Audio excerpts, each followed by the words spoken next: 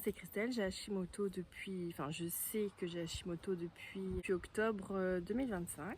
Et d'ailleurs, dites-moi en commentaire depuis combien de temps vous avez Hashimoto?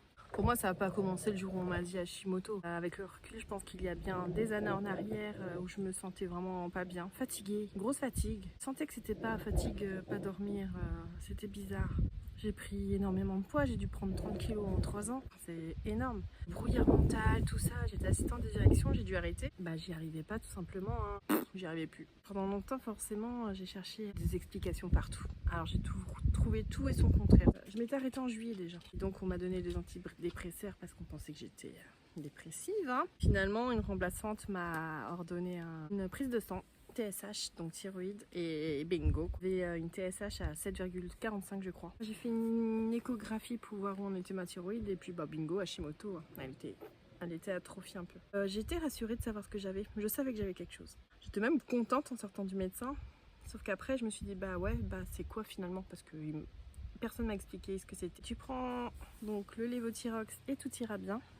J'ai vraiment cru à ça, surtout qu'au début, je l'ai pris, je marchais beaucoup, mangeais anti-inflammatoire et tout, et j'ai perdu beaucoup de poids. Je me sentais bien, je me dis trop bien ce truc, sauf qu'après, descente aux enfers.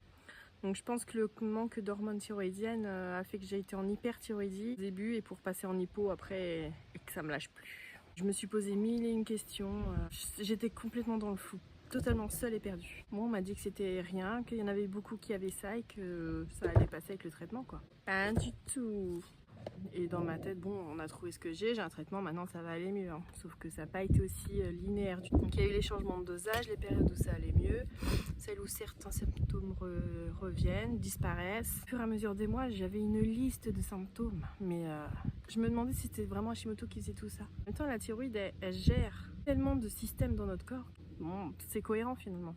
C'est là qu'en février de cette année, du coup, j'ai cherché un peu sur TikTok et tout. Il y avait des comptes Hashimoto, tout, mais c'est pas ce que je recherchais vraiment. Moi, j'avais envie de me sentir moins seule, qu'on me comprenne. Du coup, j'ai créé un compte TikTok sans vraiment savoir pourquoi. C'était vraiment juste pour pas me sentir seule. Et je me suis rendu compte très rapidement qu'en fait, on a un petit paquet à vivre ça au quotidien. Et surtout qu'on ne comprend pas. Donc c'est perturbant comme expérience, hein. Mais ce compte m'a vachement aidé, quoi. Vraiment, ça m'a permis d'échanger avec d'autres personnes avec la maladie et avec l'expérience de chacune. Et franchement, ça m'a fait vachement avancer. Surtout au niveau mental, j'ai vu les choses autrement. J'ai fait mes recherches sérieusement, j'ai pris le temps. Mais je trouvais pas quelque chose de simple, il y avait une information par-ci, une information par-là. Je me suis dit non mais après faut mettre tout dans l'ordre, non trop compliqué, t'es déjà en brouillard mental.